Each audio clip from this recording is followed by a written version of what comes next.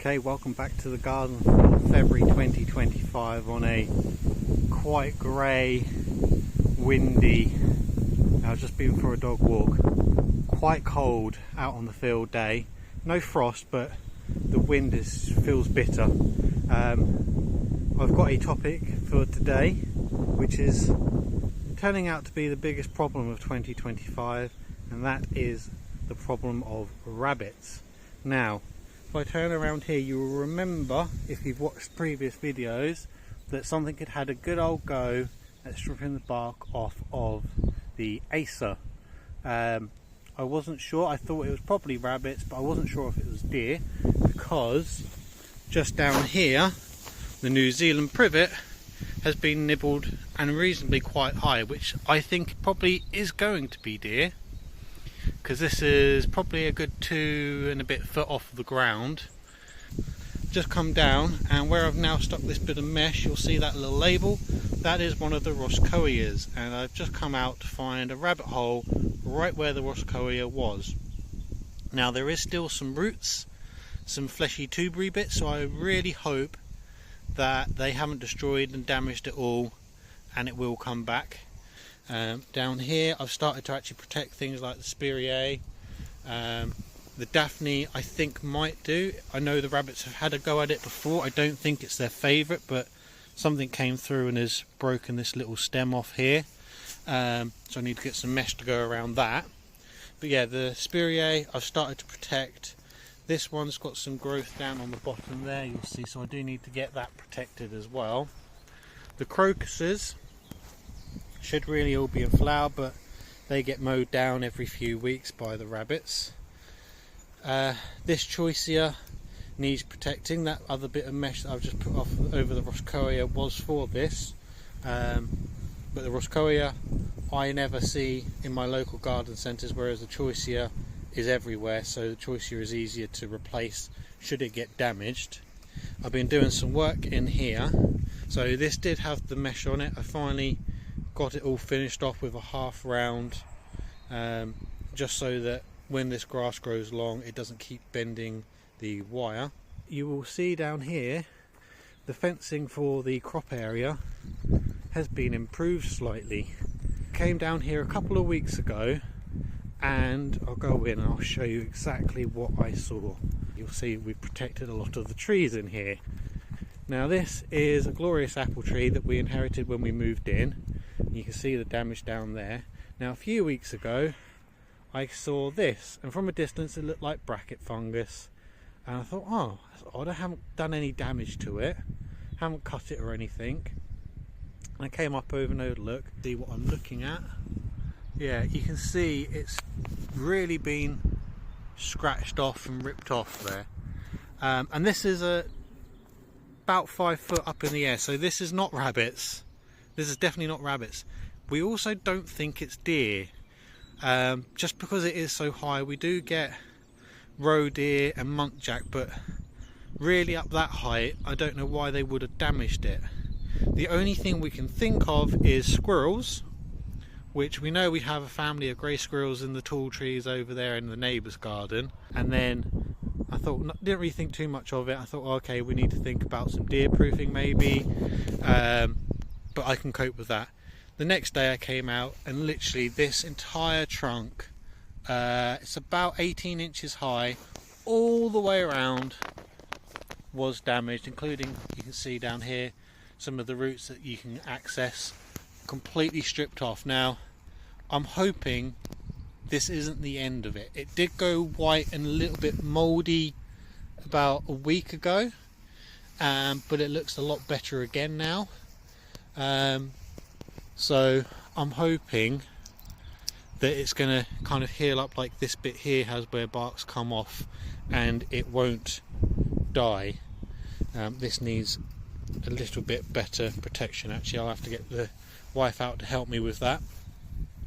So I thought, right, we need to protect the trees. I hadn't even got around to ordering stuff, and then this one happened. Again, about 18 inches high, fully all the way around. And this is a smaller tree, so this is going to be more vulnerable to potentially dying off from it. And then when I came down that, I thought, oh, this has got a little bit of damage on it too. This old trunk here, which this got a little bit of damage. And then when I saw this and turned, I noticed this one also had some damage to it. Not all the way around, not quite as high, but this happened in the day after. And then this pear tree, the night before we came down and protected it all, got a little bit of damage too. Now, we haven't had any more damage since we protected these, even though, you know, these branches here are quite easily reachable by a muntjac, so that's why I think it's not deer. The prunings, because I did have to prune some of these to get this protected, I left here, and you'll see some of the remains got stripped because there was holes around this outside bit of fencing. However, they did still come in after this, and I've gone all the way around and I cannot find where they would be coming in. However, there is, like this bit here, a couple of little holes where I missed things. So if I show you that, there's a bit there where they could get through, and you'll see here I've dug out an old bramble. If I go around the other side, when I put this chicken wire in, I did actually have the foresight to bury it outwards, so it comes down like that and then comes out here, about 6 to 8 inches out, and the spacing between the half rounds was 2.4 meters, so it was sagging a little bit. Some of the staples had gone, so I bought a load of cant rails for closed board fencing, and I've basically used those to brace the poles themselves, and also the back of the chicken wire, the very top of it, can then be stapled all the way along here, so it's nice and, well, a lot more secure than it was. And then I just added a couple of angles for the 2 fence posts that are for the gate, and then in the corner. While I was out here, I have redone this bed. This plum tree suffered some root damage years ago, and it just pops up all around here, so I need to kind of give it a bit more space and just keep on top of these, cut them back every few weeks. And this is going to have the rhubarb moved into it. But I have gone round with the strimmer, the mower, the rake and the shovel, and just cleared all the way around here, because this was kind of like the rest of this long area, just to make sure there wasn't any holes, and I pulled out what long grass I could. That was a very fun job. We'll quickly go up the garden for a very brief tour, because to be honest, it's been quite mild really. We haven't had much in the way of frost. We had a couple of cold spells, but yeah, the weeds are growing, but not too quickly, but nothing else really in the garden is growing. The Clematis armandii is starting to come out into bud, so hopefully another few weeks these are just starting to open up. Oh, that's, come on, there we go, just starting to open up now actually. But yeah, not really too much going on in here at the moment. We're just frantically trying to protect things. I have had even the hellebores get nibbled by the rabbits, which is a shame, because I do love the hellebores, and I would like this whole bit to be hellebores in spring. Some peonies, if I can get the particular tree peony I'm after in. Also we've got the elders, got a little eucalyptus, and then the Indian bean tree, the purple Indian bean tree, which is doing quite well. We pruned the apple tree. Hopefully I've done a decent enough job, we won't lose too much. The mahonias are being out in flower, which was quite nice. We've given this a bit of just a tidy up. Daffs are all starting to come out, which is nice. In here I have a pleasant surprise. I never have luck. Oh, that's so much warmer in here. Never have luck with tropical seeds. Schefflera rhododendrofolia impressors, and I bought them because they were only a few quid. I thought, well, you know what, if nothing happens, nothing happens. However, I won't take this off because I've just spent the last 10 minutes taking the cling film and pushing the canes through to keep it off the surface. But I have germination. I can't believe I actually have really good germination. So yeah, some good news with those Schefflera seeds.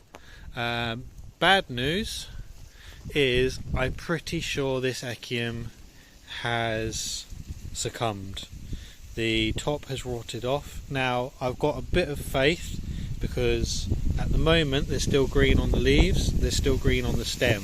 I've had this before, and while it doesn't get kind of a 6-foot flower spike, I had it where it basically from this point branches off and you get half a dozen or so 18-inch blooms, which is all I want. That's absolutely fine.